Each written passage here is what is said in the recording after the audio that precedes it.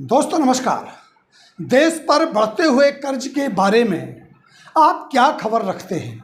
क्या आप जानते हैं कि विदेशी पूंजी इस देश से निकाल ली गई? क्या आप जानते हैं सरकार द्वारा दी जाने वाली सब्सिडी कितनी कम कर दी गई है? क्या आप जानते हैं बेरोजगारी कितनी रफ्तार से बढ़ रही है? क्या आप जानते हैं महंगाई डायन खाई जा रही है? क्या वाकई आप जानते हैं कि देश चलाने के लिए पैसा चाहिए और पैसा देश को चलाने के लिए कम पड़ रहा है? जिस निजीकरण और डिसइन्वेस्टमेंट से पैसा जुटाने का सरकार ने प्लान किया था, वो प्लान फेल होता हुआ नज़र आ रहा है। वहाँ से पैसा आया नहीं, तो पैसा जुटाने के लिए जो चीज़ बिकती नहीं उसे गिरवी रख दीजिए, कर्ज उठा लीजिए। कर्ज चुकाया कैसे जाए यह कोई नहीं जानता, क्योंकि जब से मोदी सरकार सत्ता में आई है तब से मार्च 2023 तक 1 लाख करोड़ रुपए का कर्जा उठा चुकी होगी। उसका 99% हिस्सा उठा लिया गया है। कर्ज में डूबते हुए भारत की कहानी सुनने और समझने की कोशिश कभी आपने की है?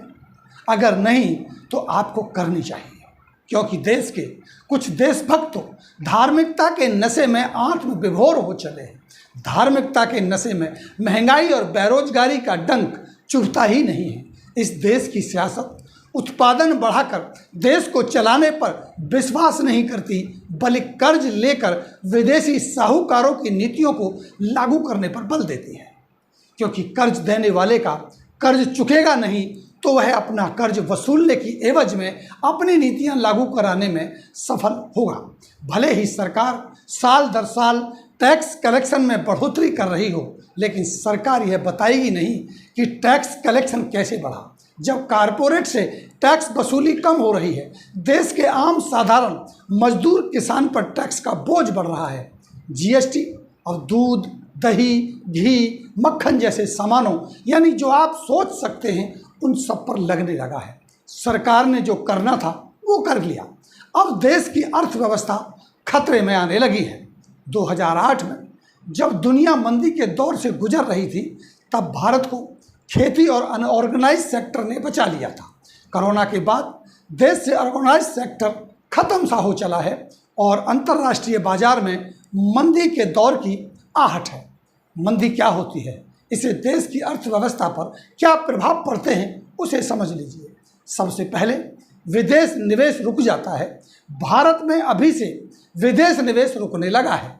इसी साल जनवरी से जून तक लगभग 2 लाख करोड़ विदेशी निवेश निकाला जा चुका है।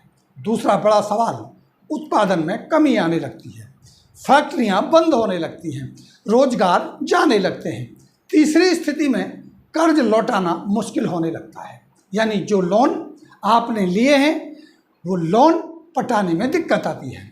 चौथी परिस्थिति बनती है जब बड़ी बड़ी कंपनियां दिवालिया होने लगती हैं। देश की अर्थव्यवस्था पर चौतरफा मार पड़ने लगती है। दुनिया में मंदी की आहट देखे जाने लगी है, लेकिन भारत की सरकार सत्ता गिराने और सत्ता बनाने में मशगूल है। जनता को दर्द निवारक दवा के तौर पर धार्मिकता का नशा चढ़ा दिया गया है। 31 मार्च 2022 तक आरबीआई की रिपोर्ट बताती है कि देश पर कर्ज की लायबिलिटी 133 लाख करोड़ से ज़्यादा की हो चली है। अगर 31 दिसंबर 2021 की बात करें तो ये 128 लाख करोड़ हुआ करती थी, यानी केवल 3 महीनों में ही 5 लाख करोड़ का कर्ज देश पर पड़ गया है। उससे पहले 3 महीने को देखें तो 125 लाख करोड़ था। सवाल इससे भी बड़ा तब बन जाता है जब मोदी सरकार सत्ता में आई थी, तब देश पर कर्ज का बोझ केवल 53 लाख करोड़ हुआ करता था। आरबीआई की रिपोर्ट बताती है कि मार्च 2023 तक ये बढ़कर 155 लाख करोड़ से ज़्यादा का हो जाएगा, यानी 8 साल में 100 लाख करोड़ का कर्जा मोदी सरकार ने लिया होगा। अब समझना ये होगा कि क्या कोई सरकार विदेशी कर्ज के सहारे देश को चला सकती है?